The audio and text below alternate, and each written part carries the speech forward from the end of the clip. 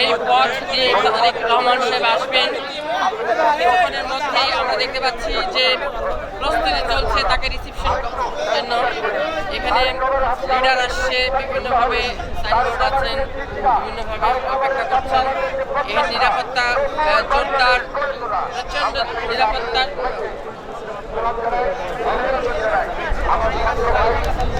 নিরাপত্তায় যে জোরদার হিসেবে আমরা দেখছি বিভিন্নভাবে এখানে দেখছি যে অপেক্ষার প্রহর করছেন।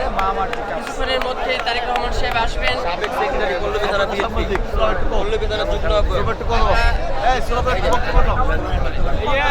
বলেন আজকে এই যে হ্যামিলিয়ন বাসিয়ানার মতো তারেক রহমান সাহেবকে দেখতে চলে এসেছেন মাইলের পর মাইল দূরে, এত দূরে। আজকে এত মায়া, এত আদর তারেক রহমান সাহেবের জন্য কেন? আমরা তো অত্যন্ত আনন্দিত এবং উল্লাসিত, যেহেতু আমাদের প্রিয় নেতা দীর্ঘ 16 বছর পর 17 বছর পর বাংলাদেশে আসবে, আমাদের মাটিতে আসবে।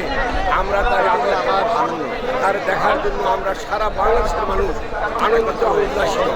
আমরা চাই আল্লাহর রহমতে এখন থেকে আমাদের চেষ্টা পাবে, যেহেতু আমাদের প্রিয় নেতা আমাদের মাঝে ইনশাআল্লাহ ইনশাআল্লাহ।